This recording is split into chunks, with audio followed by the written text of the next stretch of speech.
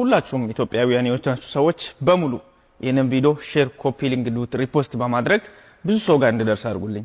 ጆሮአችሁን አዘንብሉ፣ ቃሌንም አድምጡ፣ በሕይወትም ትኖራላችሁ።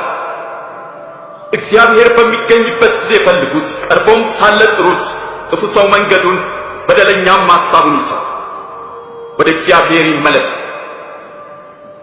ርኅራኄው በእርሱ ላይ ነውና ምሕረቱም ብዙ ነውና። በደስታ ትወጣላችሁ፣ በሰላምም